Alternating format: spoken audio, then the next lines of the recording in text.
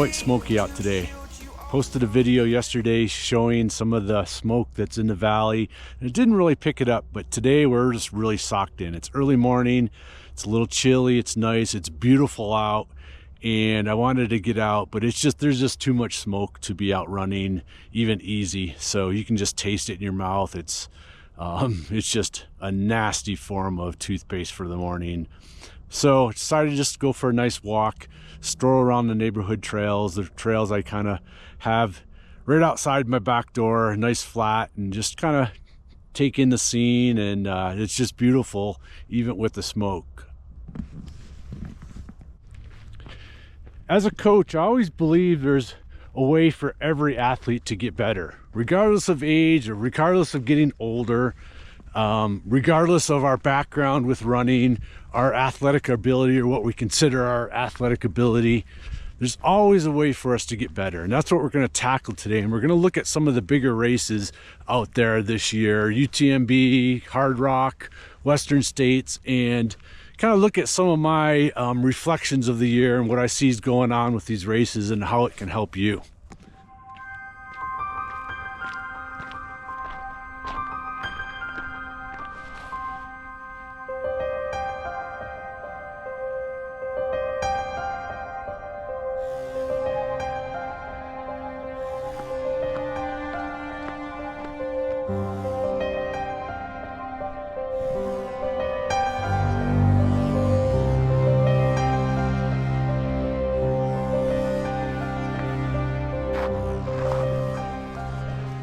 So as I've been, kind of observing these races this year, I think what's really becoming evident, and finally, ultra runners are beginning to get a little bit more up to date and up to speed on nutritional intake during races. They've been way, way far behind as far as how nutrition should be executed in these long races. And I think we're starting to see that this focus now on an hourly carbohydrate intake is really starting to elevate performances throughout the kind of the pro field.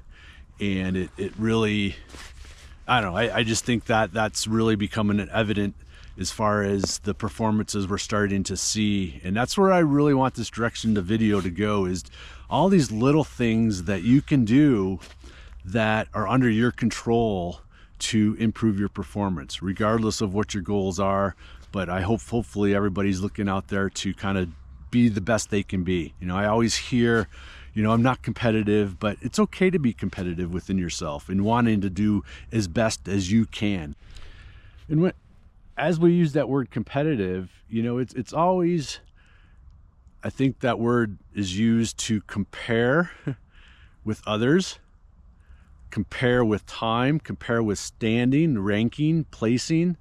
But if we switch that focus of what we think the word competitive means to just wanting to be our best, I think we all can be competitive. And it doesn't have to be this so-called negative word that often age groupers I hear use it as being a negative. So let's kind of keep that mindset in mind while we dive into this video. Is I want this video to kind of maybe start tackling some of the observations I'm seeing in races these days that are all the little things that everybody can do to improve your level of ability, improve your performance, improve what you want out of running. And it's all under our control. It's nutrition. It's looking at aid stations. Again, another thing I've started to notice in these bigger races with the streaming footage is that the aid stations are so dialed now. It's almost like a Formula One type of a pit stop, where these pro runners are coming in, they've got their crew, and they're in and out of there in no time.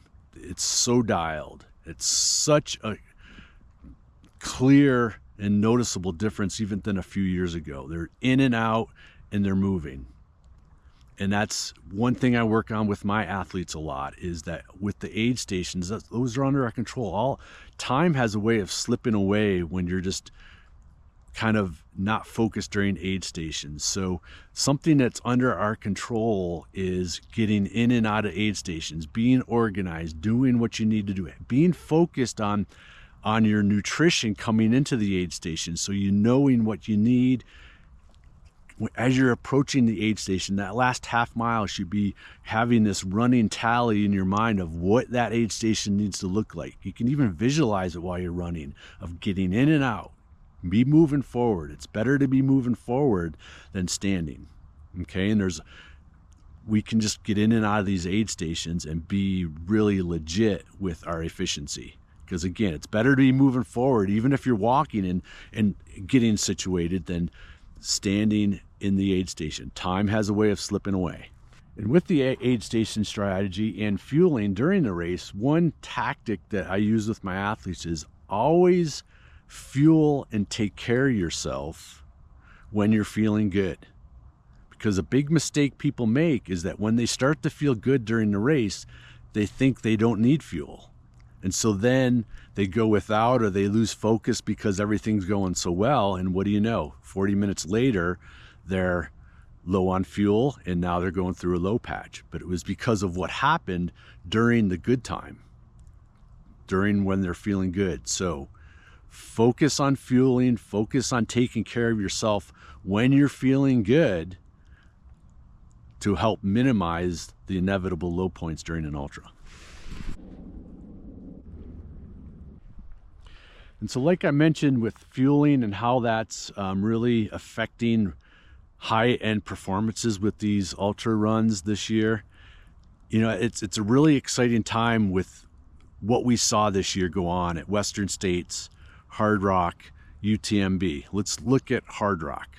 So we've got Ludo, the top male finisher at Hard Rock, course record.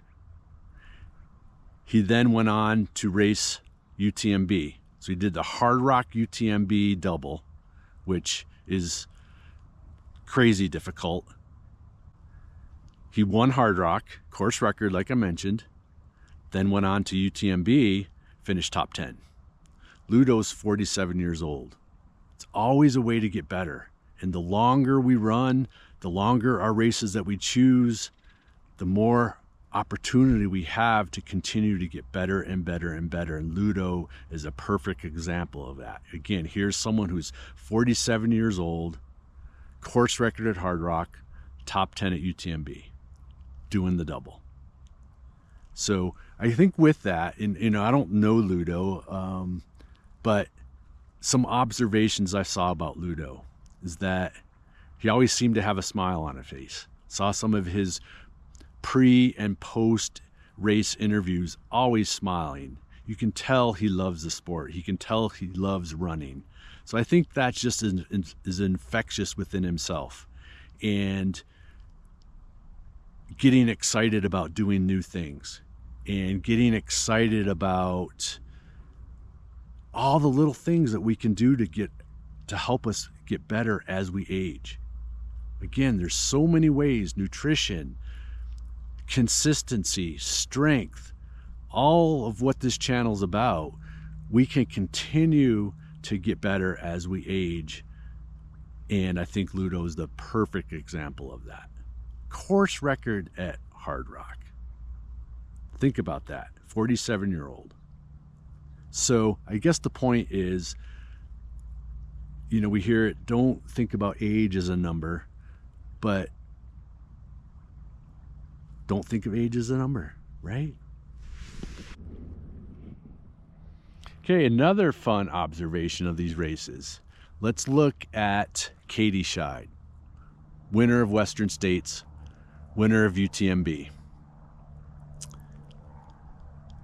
Relatively new to the sport in the last few years, but she comes from a hiking background. She did a lot of hiking in the Northeast, in the White Mountains, and again, does not come from a running background, but from a hiking, being out in the woods background that got her into ultra running. And now she's had to focus on her running and getting faster to compete and to win and to be at a high level. But my point and observation is that We don't necessarily have to come from a running background to think that we can be a good runner. We can also look at the winner of UTMB. He's a product designer for Hoka and works full-time and won probably the most prestigious ultra run out there. He also came from a hiking background and more of a kind of being out in the mountains type of guy of a lot of different backgrounds, where again, it wasn't strictly a run focused background that he came to. And he's working full-time. So within your busy lifestyle, don't see it as a negative. Don't use it as a scapegoat. Use it to your advantage. See it as a positive, because now you can be a little bit more efficient within your day. Okay? So see it as a positive. You can become the runner you want to be, even with a busy lifestyle. So we often hear the elite athletes talk about focusing on what they control, and it's kind of a cliche, but it's true, and they're saying it for a reason, because it gives them focus. But oftentimes with age group and amateur athletes, we look at the things that we can control and use them as scapegoats. You're going to want to use them as a scapegoat. You're going to want to use them as an excuse. You're going to want to sabotage yourself, because our mind wants to keep us safe from our goals. All the controllables, all the resistance towards our controllables is your way of keeping yourself safe from your goals. Perfect example is when you say, I'm not competitive. It's keeping yourself safe. All right. Over and out from Smokey Jackson Hole in Born to Run World. See you guys.